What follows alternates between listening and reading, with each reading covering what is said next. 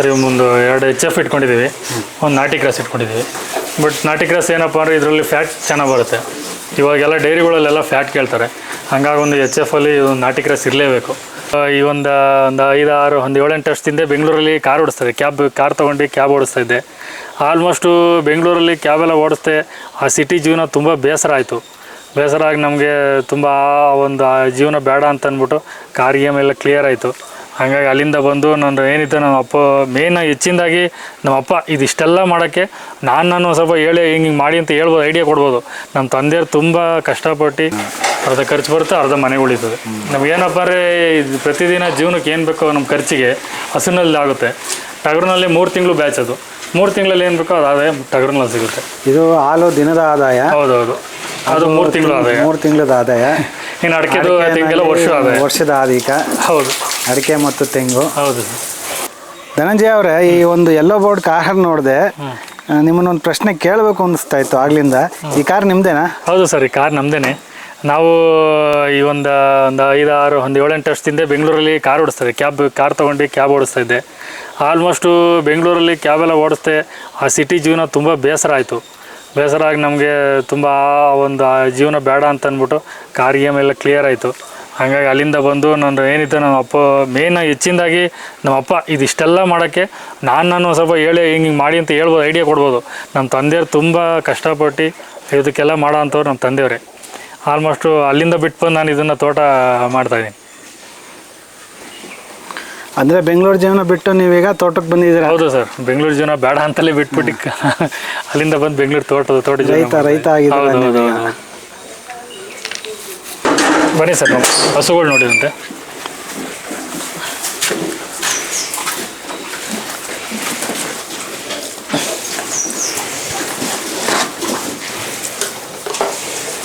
ಸರಿ, ಒಂದು 2 HF ಇಟ್ಕೊಂಡಿದ್ದೀವಿ, ಒಂದು ನಾಟಿ ಕ್ರಾಸ್ ಇಟ್ಕೊಂಡಿದ್ದೀವಿ. ಬಟ್ ನಾಟಿ ಕ್ರಾಸ್ ಏನಪ್ಪ ಅಂದರೆ ಇದರಲ್ಲಿ ಫ್ಯಾಟ್ ಚೆನ್ನಾಗಿ ಬರುತ್ತೆ. ಇವಾಗೆಲ್ಲ ಡೈರಿಗಳಲ್ಲೆಲ್ಲ ಫ್ಯಾಟ್ ಕೇಳ್ತಾರೆ, ಹಂಗಾಗಿ ಒಂದು HF ಅಲ್ಲಿ ಒಂದು ನಾಟಿ ಕ್ರಾಸ್ ಇರಲೇಬೇಕು. ಪ್ರತಿಯೊಬ್ಬರು ಈಗ ಆಲ್ಮೋಸ್ಟ್ ಎಲ್ಲರೂ ಅಷ್ಟೇ, ಒಂದು 5-10 ಹಸು ಇದ್ರೂ ಅದ್ರಲ್ಲೊಂದು ನಾಟಿ ಕ್ರಾಸ್ ಇದ್ದೇ ಇಟ್ಟಿರ್ತಾರೆ ಹಾಲ್ಗೋಸ್ಕರ. ಇದೊಂದು ಪಡ್ಡೆ, ಇನ್ನು ಇದು ಹಾಲು ಕೊಡ್ತಾಯಿದೆ, ಒಂದು 9-10 ಲೀಟ್ರ್ ಹಾಲು ಕೊಡ್ತಾ ಇದೆಯಾ? ಹೌದು. ಇದೊಂದು 7 ತಿಂಗಳು ಗಬ್ಬ ಆಗಿದೆ. ಸ್ವಂತ ಕರುನ ತಂದಿದ್ದೆ? ಹಾಂ ಸರ್, ಸ್ವಂತ ಕರು, ಮನೆ ಹುಟ್ಟಿದೆ ಕರುನೇ.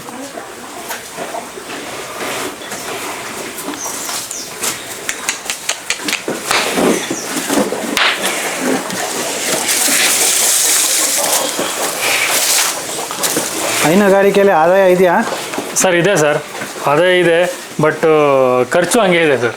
ಹೈನುಗಾರಿಕೆಯಲ್ಲಿ ಆದಾಯ ಏನಿದೆ, ಬಟ್ ಏನಪ್ಪ ಅಂದ್ರೆ ನಮಗೆ ಒಂದು 20,000 ಪೇಮೆಂಟ್ ಬಂತು ಅಂದರೆ 10,000 ಹಸುಗಳ್ಗೆ ಹೋಗುತ್ತೆ ಫೀಡ್ಗೆಲ್ಲ, ಇನ್ನು 10,000 ಉಳ್ಕೊಳುತ್ತೆ. ಅಂದರೆ ಬಯಲಲ್ಲಿ ಬಿಟ್ಟು ಏನು ಮೇಸೋದಿಲ್ವಾ ನೀವು? ಇಲ್ಲ ಸರ್, ಬಯಲಲ್ಲಿ ಬಿಟ್ಟು ಏನು ಮೇಸೋದು ಅಂದರೆ ಬಿಡ್ತೀವಿ ಒಳ್ಳೆಯದು, ಬಟ್ ಈ ಟೈಮಲ್ಲಿ ಬಿಡೋಲ್ಲ. ನಾವು ಜೋಳ ಹಾಕಂತೀವಲ್ಲ, ಹಾಗಾಗಿ ಇಲ್ಲೇ ಜೋಳ ತಂದು ಹಾಕ್ತೀವಿ. ಹಿಂಡಿ ಬೂಸ ಎಲ್ಲ ಹಾಕ್ತೀರಾ? ಹೌದು ಸರ್, ಹಿಂಡಿ ಬೂಸ ಎಲ್ಲ ಹಾಕ್ತೀವಿ. ಡೈರಿಲಿ ಏನು ಕೊಡ್ತಾರೋ ಫೀಡು, ಅದ್ರ ಜೊತೆ ಹಿಂಡಿ ಎಲ್ಲ ಇದು ಮಾಡ್ತೀವಿ. ಇದೆಯಾ ನಾಟಿ ಕ್ರಾಸ್ ಅಂದರೆ ಇದು ಮಲ್ನಾಡು ಗಿಡ್ಡ ಥರ ಇದೆ? ಹಾಂ ಸರ್, ಮಲ್ನಾಡು ಗಿಡ್ಡಲ್ಲಿ ನಾಟಿಗೆ ಒಂಥರ ಅದು ಬುಡ್ಡ, ಜರ್ಸಿಲು ಒಂಥರ ಬುಡ್ಡ ಚೆನ್ನಾಗಿದೆ. ಫ್ಯಾಟ್ ಹೆಚ್ಚಿಗೆ 9 ಬರುತ್ತೆ ಸರ್, ಫ್ಯಾಟು 9 ಬರುತ್ತೆ.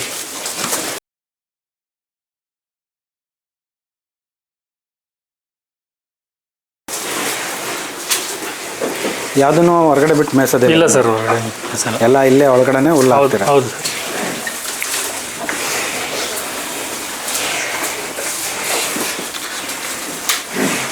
ಬೆಳಿಗ್ಗೆ ಸಾಯಂಕಾಲ 2 ಟೈಮು ಹಾಲು ಹಾಕ್ತೀರಾ? ಹಾಂ ಸರ್, ಬೆಳಗ್ಗೆ ಸಾಯಂಕಾಲ 2 ಟೈಮ್ ಹಾಲು ಹಾಕ್ತೀವಿ.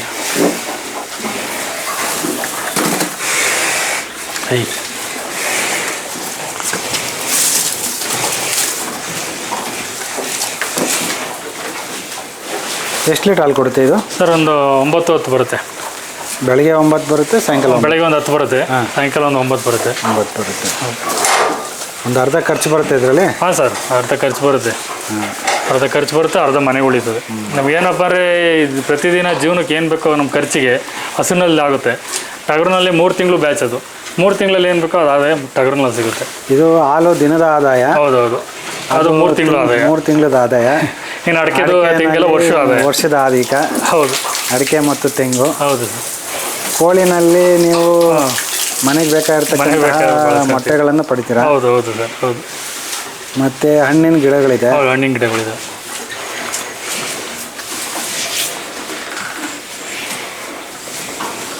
ಅದು ಫ್ರೂಟ್ಸ್ ಗಿಡ ಹಾಕೋಕ್ಕೂ ಒಂದು ಏನಪ್ಪ ಅಂದರೆ ನನ್ನ ಮಗಳು ಚಿಕ್ಕವಳು 9 ವರ್ಷ, ಈಗ 9 ವರ್ಷ.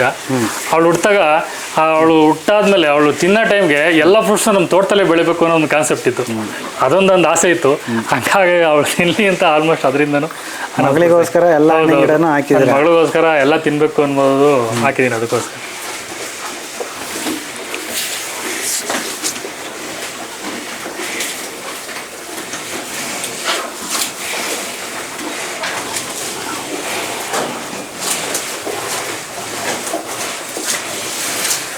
ಧನ್ಯವಾದ ಧನಂಜಯ ಅವರು. ಇದುವರೆಗೂ ನಿಮ್ಮ ತೋಟದಲ್ಲಿ ವಿಸಿಟ್ ಮಾಡಿ ಥ್ಯಾಂಕ್ ಯು. ಅದರಲ್ಲಿ ನಮಗೆ ಕುರಿ ಬಗ್ಗೆ ಮಾಹಿತಿ ಕೊಟ್ರಿ, ಮತ್ತು ಹಸುಗಳ ಬಗ್ಗೆ ಕೊಟ್ರಿ, ಕೋಳಿ, ಜೇನು ಕೃಷಿ ಮತ್ತು ಹಣ್ಣು ಗಿಡಗಳ ಬಗ್ಗೆ ಕೊಟ್ರಿ.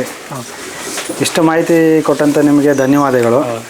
ನಮ್ಮ ಕೃಷಿಕರಿಗೆ ಏನಾದರೂ ಕಡೆ ಮಾತನ್ನು ಹೇಳೋದಿದ್ರೆ ನೀವು ಹೇಳ್ಬೋದು ಸರ್. ಕೃಷಿಕರಿಗೆ ತುಂಬ ರೈತರು ಯುವಕ ಹುಡುಗರು ಏನು ಮಾಡ್ತಾರೆ, ಇವ್ರು ಬೆಂಗಳೂರು ಕಡೆ ಸೇರ್ಕೊಂಡಿದ್ದಾರೆ. ಜಮೀನಿದ್ದು ಬೆಂಗಳೂರಿಗೆ ಹೋಗ್ತಿದ್ದಾರೆ. ನೀರಾವರಿ ಇತ್ತು, ಜಮೀನಿತ್ತು ಅಂದರೆ ತುಂಬ ಜನ ಜಮೀನಲ್ಲಿ ತೊಡಗಿಸ್ಕೊಳ್ಳಿ. ತುಂಬ ಜನ ಜಮೀನಲ್ಲಿ ತೊಡಗಿಸ್ಕೊಂಡ್ರೆ ತುಂಬ ಒಂಥರ ವ್ಯಾಯಾಮ ಅಂದರೆ ಏನಪ್ಪ ಅಂದರೆ ಫ್ರೀಯಾಗಿ ಆರೋಗ್ಯನೂ ಚೆನ್ನಾಗಿರುತ್ತೆ ಒಂದು. ಆಮೇಲೆ ದುಡ್ಡು ಸಿಗುತ್ತೆ, ಒಂದು ನೆಮ್ಮದಿಯ ಜೀವನ ಮಾಡ್ಬೋದು. ಸಂಪಾದನೆ ಕಮ್ಮಿ ಆಗ್ಬೋದು. ಬೆಂಗಳೂರಲ್ಲಿ ಒಂದು 20,000 ತೊಗೊಂಡ್ರೆ ಇಲ್ಲೊಂದು 10,000 ತೊಗೊಂಡ್ರೆ ನೆಮ್ಮದಿ ಜೀವನ ಸಿಗುತ್ತೆ.